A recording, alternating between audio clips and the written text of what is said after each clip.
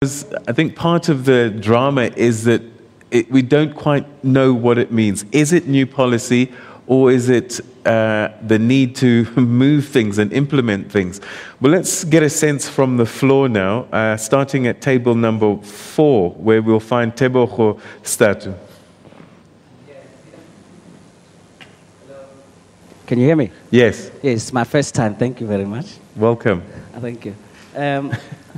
Well, can I just make a few pointers just to weigh in on... We only have time for one. Okay, cool. Radical economic transformation is quite simple, and I think Jim has summarized it. Sorry, Mzwandile. Sorry. All right. So what it simply means is that we must do things differently, and I think the confusion is what some of us don't understand. You can't keep doing things the way you've been doing them. There's not going to be any change. What it means is that you do what Claudia did by saying tomorrow 90% should be affected at the SABC. You do something like that. You do what people have not done in 22 years. And just a quick one, I was going to ask Chris, what is he doing in his community, in his space to make sure that we have real transformation. But after listening to some of the comments he's made, I think I've got the answer. He's not doing much. He thinks we just need to be employed. But you know, my point is that bringing the whole thing home is that we need to really take the bull by the horn, and especially coming from the music industry, I want to say to the SABC, and thanks we are on this platform, please stop this thing of 90% going to be removed. It's not going to happen. And I can tell you, I'm speaking on behalf of the music industry, and I'm hijacking this platform to say, if you stop 90%, you stop 80-20 policy, we will shut down the SABC. Thank you very much. Okay. Let me take the other two, and then you can answer the questions at the same time. Sipumula Ntombela is on table number 2. Thank you very much. I think radical economic transformation is a term that is good music to our ears. Maybe from the NFP point of view, we think we should take this down to the simplest terms, because these big terms, one person told me that politicians are phrase mongers. They just throw in these phrases and then people get drowned into phrases and then time goes. We should take it down. The first question is South Africa ready for this radical economic transformation? Then it simply means the government and companies, organizations like Mzwandile is leading. What are they doing to make sure that they prepare society for that radical economic transformation? I'll just talk about simple terms like making sure that as Africans, we are able to understand, to make sure that the money, the little money that we get, but rotates within us. That's the first point. And the second question would be that, are there any economic changes that's going to make sure that they affect this radical economic transformation? You look at, I'll go back to what Chris has said. We've got a lot of companies where he's just said now, we've got 16 million people employed. 2 million people who are also employed, but they are dominating the economy. Why is that? We used to have, in the old government, old apartheid government, the Job Preservation Act, which is not an act now, but is still happening in this. That's why I'm asking, is there any economic, policy changes? Because government has to make sure that even private-owned companies here in South Africa, but act according to the agenda that seeks to transform the whole society. Because if you look at companies, jobs are still reserved for blacks. Blacks must be sweepers. There must be operators who earn so little. But the bigger thing is then the government goes to Angola and make those big agreements, and then Angola will open a big mining company. The same project houses here in South Africa, whom blacks have maybe 26% shares, got those jobs. What do the entire South Africans get? Nothing. Thank you. Okay, thank you very much. And then Leftohonolo Malepe. Thanks, Peter.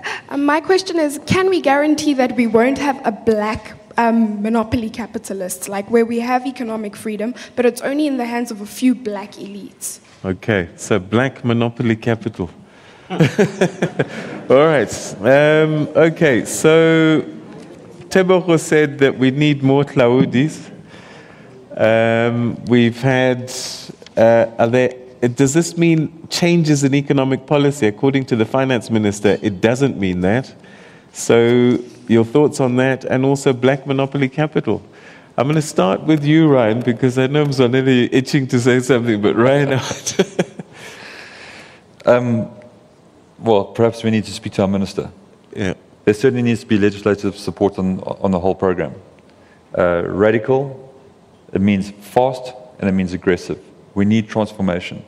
What I would like to take away is the whole issue of black-white.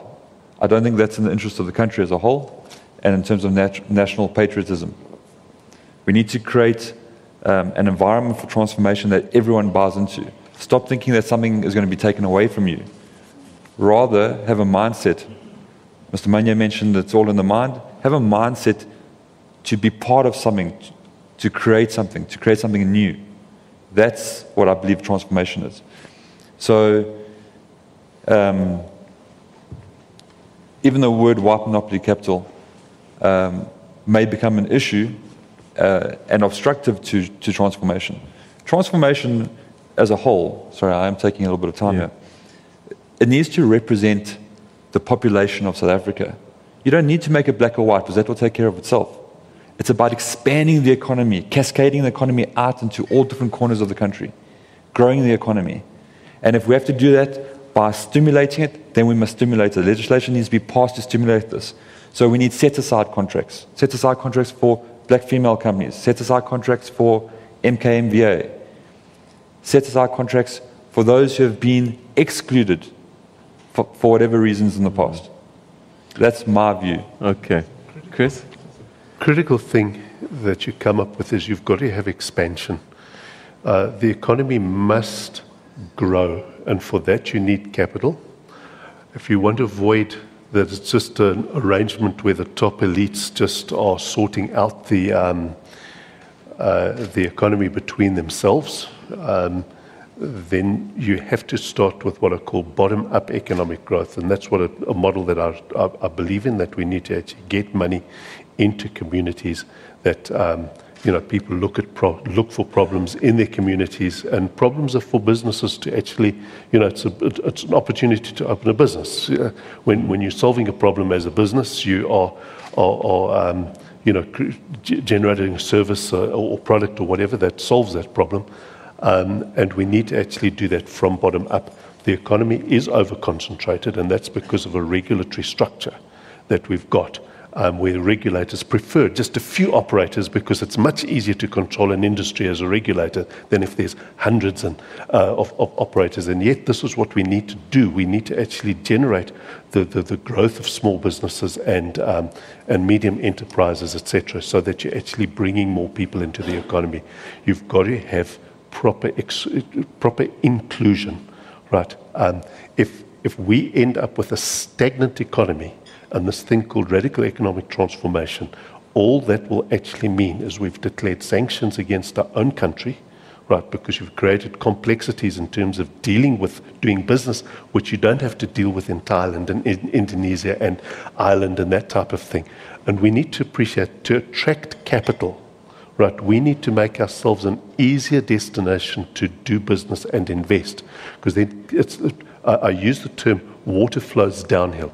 If you're easier to invest and do business, capital will flow to you. If you're more difficult to invest and do business, capital will flow away from you. And with this, what we've done is we've made South Africa about 105th most economically free country, and the stagnation is showing.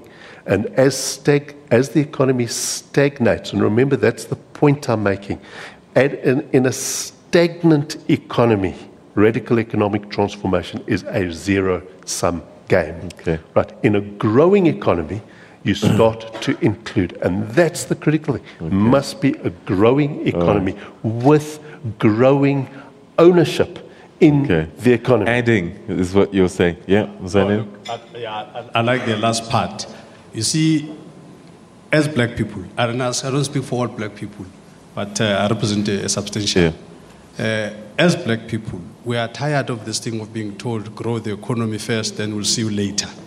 We want to be part of that growing of that economy. This is the issue. And you see this thing of when we're trying to be nice to each other and we say, it's not a black issue, it's not a white issue. It says, no, it is a black and a white issue. Black people are the ones that are poor. Black people are the ones that do not have equity. Black people are the ones that are in the margins. So it is indeed, a focus must be on black people. There must be no two ways about it. This is why we're not making progress, because we are just having tea and biscuits with each other and we are not facing the reality. We must face the reality and then we'll be able to deal with this thing. On the issue of, do we want black monopoly capital? No, we don't want black monopoly capital. What we want is equitable ownership of this economy. It's not sustainable to have the kind of situation that we have where black people who are a majority in this country but continue to be in the margins of the ownership of the economy of this country, continue to be in the margins of even on the earning capacity. The latest stats SA told us that black people own a fifth of what white people are owning. So why can't this is why it's going to be difficult to talk about black and white, because even on salary level, white people earn more. On ownership, white people own more. Okay. So it's a black and white issue. But before I complete, the issue here is, for this to happen, black people, because we are black people and we've been deprived from apartheid, we don't have financial muscle. We need financing. This is why it is a shame and a pity that our government has actually stopped the NEF and are now collapsing it into a general dealer, which is the IDC, instead of funding the NEF to fund black business. So radical transformation means government must change radically from a collapsing NEF into IDC, but rather funding NEF on its own so that NEF can focus on funding black business, because we cannot compete without funding. White companies, they easily go to banks. Banks are generally racist. They give money to white firms, but they have a problem giving money to black people. That's a problem that we have. All right, okay. We'll take a quick break. We'll be back after this.